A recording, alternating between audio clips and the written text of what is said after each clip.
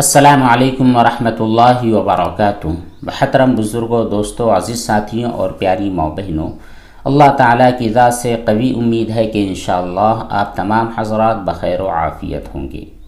آپ کے بہت سارے سوالات ہمیں ویڈیوز کے کمنٹ باکس میں نظر آ رہے ہیں۔ انشاءاللہ آج کی مجلس میں چند سوالوں کے جوابات دیے جائیں گے اور جو باقی رہیں گے اگلی نشست اور اگلے ایپیسوڈ میں بیان کیے جائیں گے۔ اس کے علاوہ کچھ ایسے سوالات جن کی تفصیل اور تشریح بتلانے کی ضرورت نہیں ہوتی ہے وہ کمنٹ باکس کے ذریعے ہی دیے جا رہے ہیں۔ سب سے پہلا سوال ایک خاتون نے کیا ہے، کہتی ہیں السلام علیکم مفتی صاحب، میرے ایک فرینڈ ہے جس کو استحاضہ کی بیماری ہے۔ اب چونکہ وہ معذور ہے تو معذور کے لیے حکم ہوتا یہ ہے کہ اگر کسی فرض نماز کے لیے وضو کرتی ہے، فرض وقت کے لیے وضو کرتی ہے تو پھر پورے وقت کے ساتھ اس کا وضو برقرار رہتا ہے۔ اس کنڈیشن میں سوال یہ ہے کہ اگر انہوں نے فجر کی نماز کے لیے وضو کیا ہے تو اسی وضو سے اشراق پڑھ سکتی ہے یا نہیں۔ دوسرا سوال یہ ہے کہ اگر کسی خاتون نے جو کہ مریض ہے، معذور ہے اور اس کا وضو پورے وقت کے لیے چلتا ہے، اگر وہ تہجد کے لیے وضو کرتی ہے تو پھر اس تہجد کے وضو سے فجر کی نماز پڑھ سکتی ہے یا نہیں۔ دیکھیے، اگر انہوں نے فجر کی نماز کے لیے وضو کیا ہے تو اسی وضو سے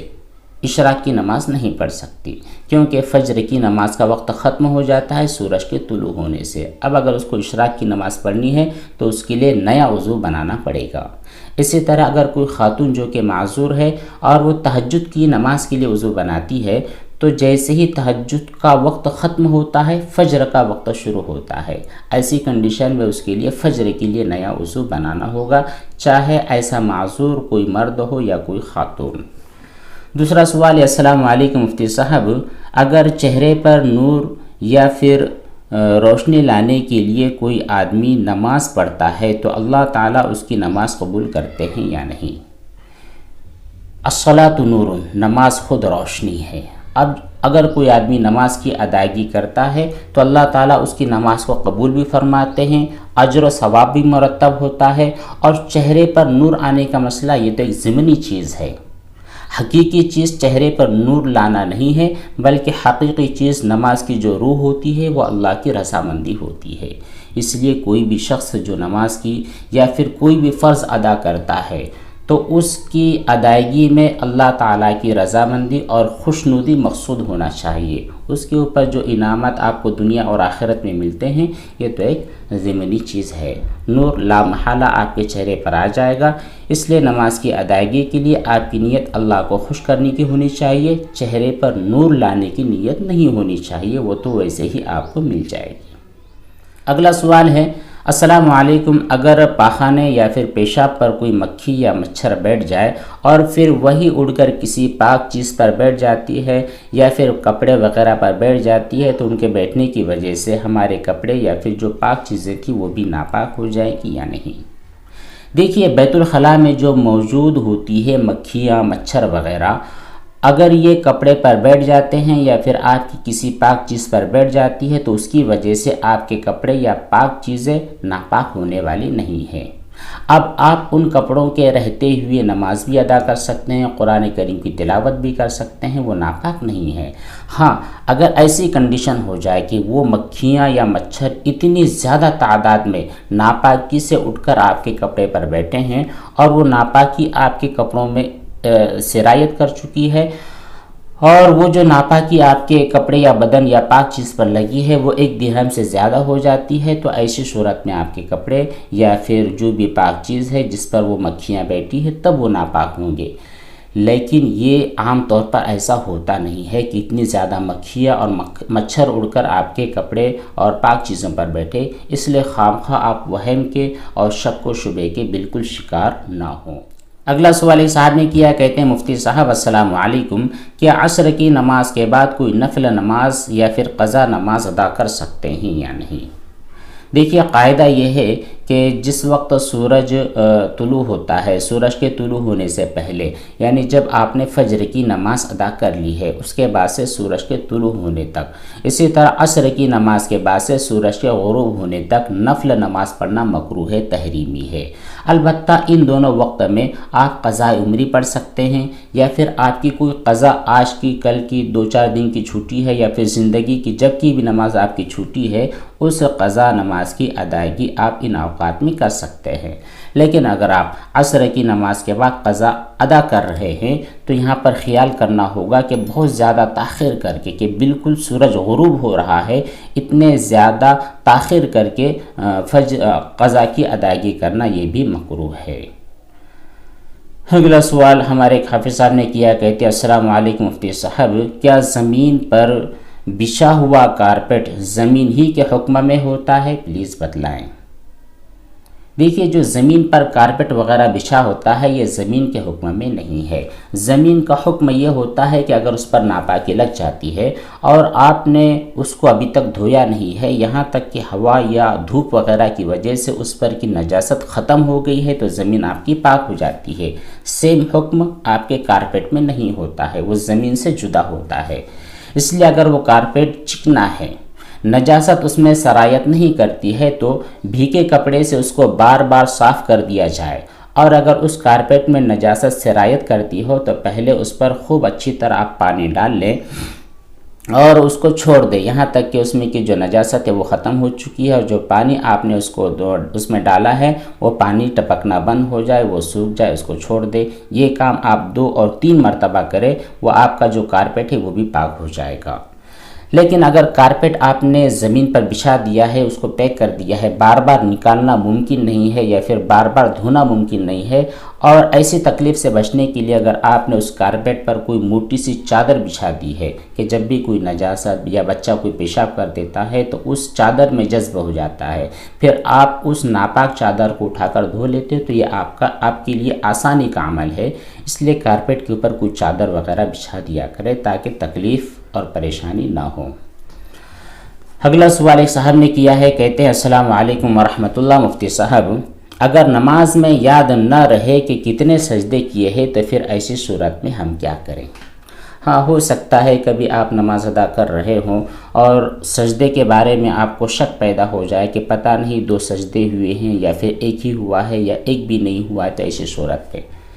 تو حکم یہ ہے کہ 1 یا 2 سجدہ کرنے میں اگر کسی کو شک ہو جائے تو ایسی صورت میں جس طرف آپ کا غالب گمان جاتا ہے اسی پر عمل کر لے۔ اگر آپ کا غالب گمان یہ کہہ رہا ہے کہ مجھ کو 1 سجدہ میں نے کیا ہے تو پھر 1 سجدہ کر لے، اور اگر آپ کا غالب گمان یہ کہتا ہے کہ نہیں میں نے 2 سجدے کر لیے تو پھر آپ کے 2 سجدے ہو چکے ہیں۔ جو آپ کا غالب گمان ہے اس پر عمل کریں۔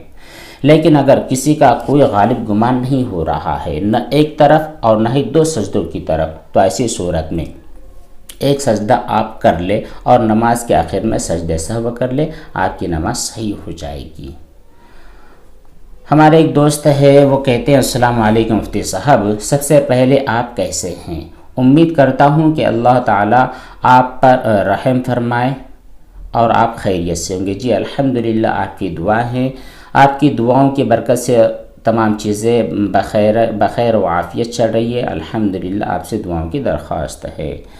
کہتے یہ ہیں کہ میرا بزنس کے تعلق سے سوال ہے کہ کوئی حلال چیز کو ہم سیل کرنے میں کمپنی کی مدد اور ہیلپ کرتے ہیں اور اس کے بدلے میں ہم کمپنی سے کمیشن لیتے ہیں، تو ایسی صورت میں اس کمیشن کا پیسہ ہمارے لیے حلال ہوگا یا پھر حلال نہیں ہوگا؟ دیکھیے، ایسی صورت میں کل 2 کنڈیشنز ہے۔ پہلی کنڈیشن یہ ہے کہ مارکیٹ میں جو لوگ فری لانسر ہوتے ہیں، یعنی مختلف لوگ ایسے ہوتے ہیں جو لوگوں سے ملتے ہیں یا پھر کمپنیوں سے اٹیچ ہو جاتے ہیں اور کمپنیوں کا مال کسی اور کو دلوا دیتے ہیں، یا پھر خرید و فروخت کے اندر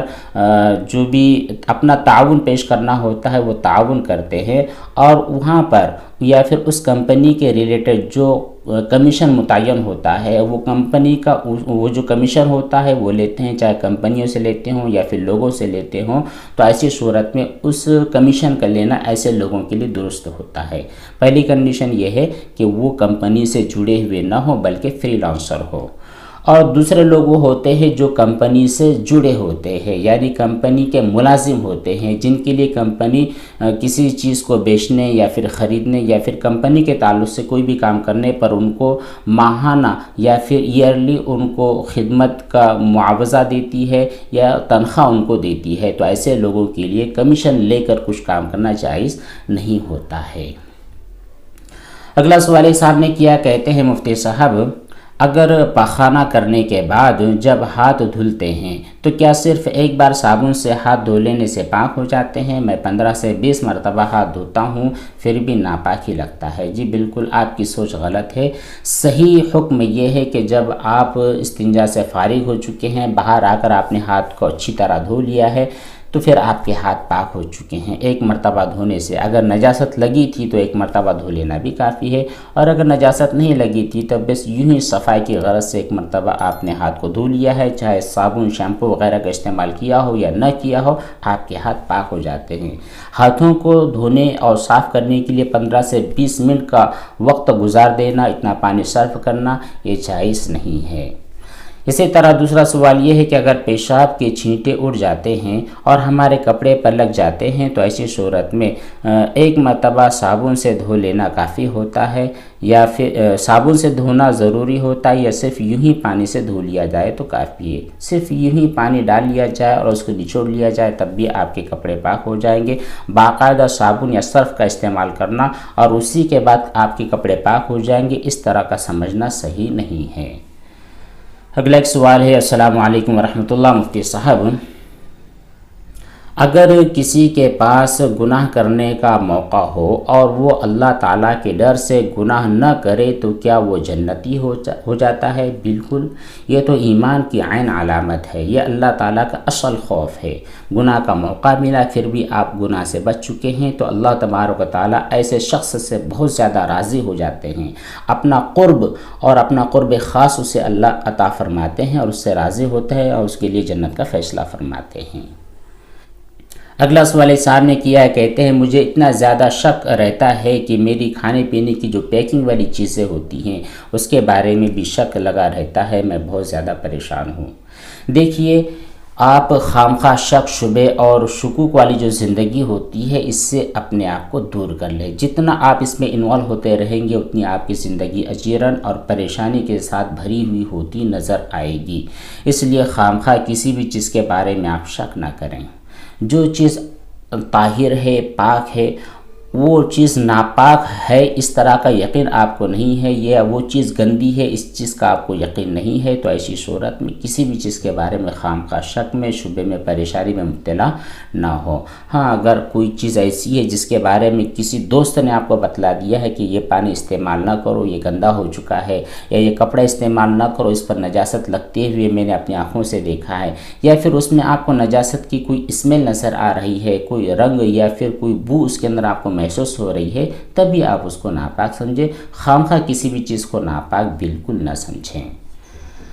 ایک صاحب نے سوال کیا ہے، اگر ایک عورت کی عمر، اس کی ایج 47 ایئرس ہے اور ایک بچہ ہے جس کی عمر 21 ایئرس ہے، تو کیا وہ 47 ایئرس والی عورت 21 ایئرس والے بچے کو گود لے سکتی ہے یا نہیں؟ جی دیکھیے، گود لینا ہر عمر کے اندر جائز ہے، چاہے بچہ دودھ پی رہا ہو، دودھ پینے کی عمر ختم ہو چکی ہو، ابھی تک بالغ نہیں ہوا ہو یا پھر بالغ ہو چکا ہو، کسی بھی عمر کے بچے کو گود لینا ممکن ہے۔ لیکن اگلا سوال یہ کہتے ہیں کہ اگر اتنے بڑے بچے کو یعنی 21 سال والے بچے کو کسی بڑی عمر کی خاتون نے گود لیا ہے تو کیا اب اس بچے سے وہ واٹس ایپ کے ذریعے اپنے منہ بولے بیٹے سے بات کر سکتی ہے، یا کوئی پولیٹیکل یا پھر ریلیجیس ٹائپ کوئی بات چیت کر سکتی ہے یا نہیں؟ دیکھیے، بچہ جو گود لیا جاتا ہے اگر ان دونوں کے درمیان دودھ کا کوئی رشتہ نہیں ہے یا پھر اس کے علاوہ کوئی محرمیت کا رشتہ نہیں ہے تو صرف منہ بولا بیٹا حقیقی بیٹے کے حکم میں نہیں ہوتا ہے۔ تو اگر یہ بچہ جو کہ 21 سال کا ہے، اگر اس کے اور اس خاتون کے درمیان محرم والا پہلے سے کوئی اگر رشتہ نہیں ہے تو پھر ابھی بھی یہ غیر محرم ہی ہے۔ یہ دونوں ایک دوسرے کے ساتھ ان کے لیے پردہ کرنا ضروری ہوگا۔ ہاں، جو منہ بولا بیٹا ہے اس کی خدمت کر سکتی ہے، اس کے خرچ برداشت کر سکتی ہے، کھانے پینے کا اس کا انتظام کر سکتی ہے، پڑھائی لکھائی کے لیے اگر کوئی ضرورت ہو تو وہ ضرورت مکمل کر سکتی ہے، بات چیت بھی کر سکتی ہے، لیکن وہ جو ضروری بات چیت ہو سکتی ہے بس یوں ہی، ایسے خواہ وقت گزاری کے لیے، ٹائم پاس کے لیے بات چیت کرنا ان کے لیے درست نہیں ہوگا۔ اگلا سوال صاحب نے کیا ہے، کہتے ہیں مفتی صاحب، جب مشین کا پانی کپڑا دھونے کے بعد کالا ہو جاتا ہے، پھر ہم ان کپڑوں کو پائپ سسٹم کے ذریعے اچھی طرح دھو لیتے ہیں، تو پھر وہ جو کپڑوں کے صاف ہونے کے بعد جو کالا پانی کبھی ٹیوب سے نکلتا ہے کبھی نہیں نکلتا ہے، تو وہ پانی پاک ہوتا ہے یا پھر ناپاک ہوتا ہے؟ دیکھیے، جب آپ نے کپڑوں کو اچھی طرح دھو لیا ہے، چاہے مشین میں یا پھر ٹیوب کے ذریعے یا پھر پائپ سسٹم کے ذریعے یا پھر بالٹی میں یا کسی بھی جگہ آپ نے کپڑوں کو 3 مرتبہ دھویا ہے اور اچھی طرح اس کو نچوڑ بھی لیا ہے، پھر بعد میں جو تھوڑا سا میلا گدلا یا پھر بلیک کلر کا جو تھوڑا سا بہت پانی نکلتا ہے، تو یہ پانی پاک ہی ہوتا ہے۔ ہاں، اگر اس کی نجاست ہی ابھی تک ختم نہیں ہوئی ہے، کپڑے کا جو پانی نکل رہا ہے وہ نجاست کی وجہ سے اس کا کلر بدلا ہوا نظر آتا ہے، تو پھر وہ پانی ناپاک ہوگا۔ اب اگر آپ نے اس کو 3 مرتبہ دھویا ہے، 3 مرتبہ دھونے کے باوجود وہ جو مرئی یعنی دکھنے والی نجاست تھی اگر ابھی تک وہ نکلی نہیں ہے، تو ظاہر بات ہے آپ کا وہ پانی ناپاک ہوگا۔ لیکن عام طور پر ایسا ہوتا نہیں ہے، 2-3 مرتبہ دھونے میں بھی ہر قسم کی نجاست کپڑے سے نکل جاتی ہے، اور جو تھوڑا سا بدلا ہوا گدلا سا جو پانی نکلتا ہے، یہ اس کپڑے کا کلر ہو سکتا ہے، یا یہ کہ اس کے اندر جو الگ سے جو میل کچل جمع ہوتا ہے اس کا پانی ہے، ناپاک پانی نہ سمجھیں۔ ایک صاحب کا سوال ہے، السلام علیکم، بھیگا ہوا اگر کپڑا ہے، اگر اس بھیگے ہوئے کپڑے پر نجاست لگ جاتی ہے تو پھر ہمارا پورا کپڑا ناپاک ہو جائے گا یا صرف اتنی جگہ جہاں پر نجاست لگی ہے؟ اگر وہ نجاست لگ گئی ہے اور آپ کا کپڑا اتنا زیادہ بھیگا ہے کہ وہ نجاست پورے کپڑے کے اندر سرایت کر چکی ہے، تو پھر پورا کپڑا ناپاک ہو جائے گا۔ اور اگر مان لیجئے آپ کا کوئی کپڑا تھا جو بھیگا ہوا تھا، اس کا ایک دامن ایک سائیڈ میں تھا اور اتنی جگہ پر نجاست لگی ہے، تو پھر یہاں پر کھلی بات سمجھ میں آتی ہے کہ نجاست چڑھ کر آپ کے پورے کپڑے میں پھیلنے والی نہیں ہے، جتنی جگہ پر نجاست لگی ہے اسی کو آپ دھو لیں۔ یہ تھے چند سوالات اور ان کے جوابات جو آپ کی خدمت میں پیش کیے گئے۔ اس کے علاوہ انشاءاللہ جو بہت سارے سوالات ہیں، موقع ملنے پر ضرور جوابات دیے جائیں گے۔ اللہ تبارک و تعالی ہم تمام کو عمل صالح کی توفیق بخشے۔ والسلام علیکم ورحمۃ اللہ وبرکاتہ۔